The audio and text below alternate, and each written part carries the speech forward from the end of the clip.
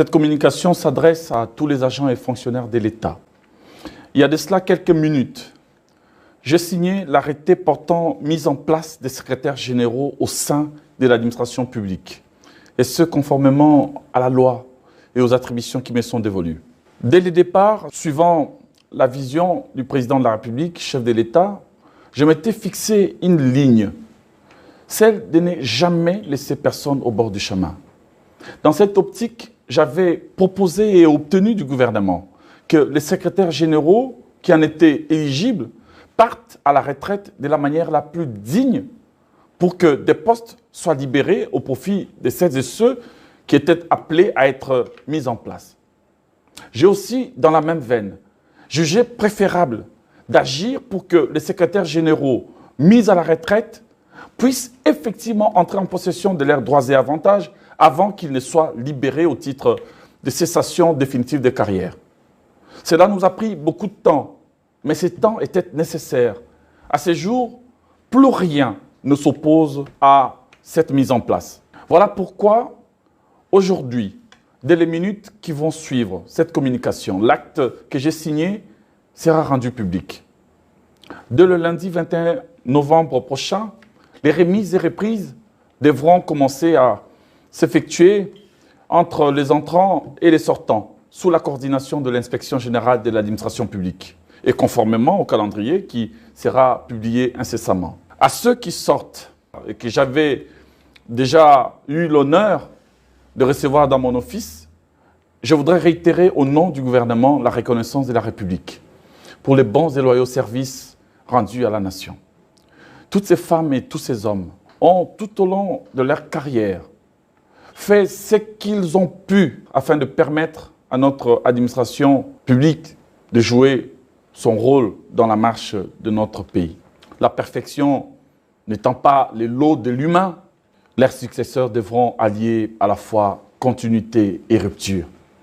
Continuité dans la gestion des services et la préservation des acquis, mais rupture avec les antivaleurs qui ont longtemps gangréné notre administration publique. À ceux qui entrent, je leur adresse mes félicitations ainsi que mes vœux de réussite pour la lourde mission qu'ils sont désormais appelés à accomplir.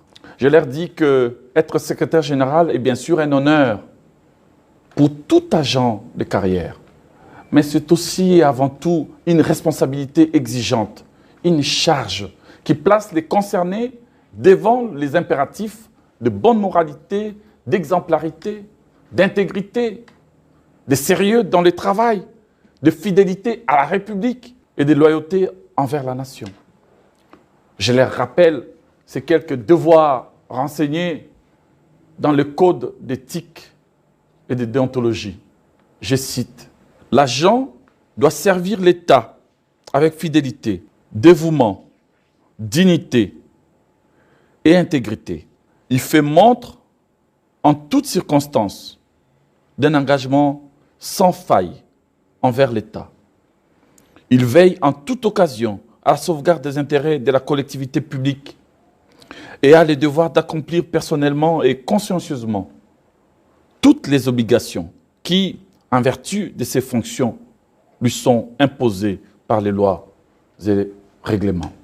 Je leur recommande le respect et la pleine collaboration avec les différents ministres sectoriels auprès desquels ils sont affectés. Je voudrais ici souligner que l'on est secrétaire général de l'administration publique et non secrétaire général rattaché indéfiniment à un secteur. On est donc appelé à être permuté à tout moment. C'est dans cette optique même que j'ai levé l'option d'instituer une évaluation trimestrielle de secrétaires généraux, dont les résultats me permettront de procéder, s'il est cher, à certaines permutations. Dans les jours qui viennent, un séminaire d'orientation sera organisé par mes soins, afin que les uns et les autres s'imprègnent de la nouvelle vision de la réforme de l'administration publique en cours, telle que fixée par son Excellence, Monsieur le Président de la République, chef de l'État, laquelle vision vise principalement la maîtrise des effectifs au sein de nos administrations, la mise à la retraite, l'amélioration des conditions salariales et des conditions de travail, les rajeunissements, la dématérialisation, ainsi que l'amélioration de la qualité de services publics. Assez de directeurs qui ont assumé à titre intérimaire les fonctions de secrétaire général depuis parfois plusieurs années. Je leur adresse ici mes mots de remerciement et les rassure que je verrai personnellement à leur réintégration aux fonctions correspondant à leur grade statutaire. Toutes les options sont sur la table quant à la suite à donner à leur carrière.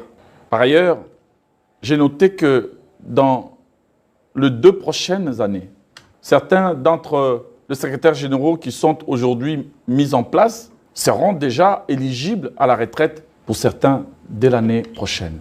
C'est dans cette optique que je serai dans l'obligation de proposer, conformément à la loi, la nomination de nouveaux secrétaires généraux au plus tard au mois de juin 2023. Il va de soi que la finalisation du processus de titularisation, de régularisation et de promotion en grade des autres catégories d'agents interviendra bien avant cette échéance. Je demeure convaincu que c'est tous ensemble, dans l'effort commun et conjugué, chacun dans sa sphère d'action, dans son poste, que nous permettrons à notre pays de disposer d'une administration qui soit véritablement au rendez-vous de l'efficacité et du rendement. Que Dieu bénisse à jamais la République démocratique du Congo. Je vous remercie et je demande à mon directeur de cabinet de procéder à la lecture de l'arrêté suspensionné. Merci.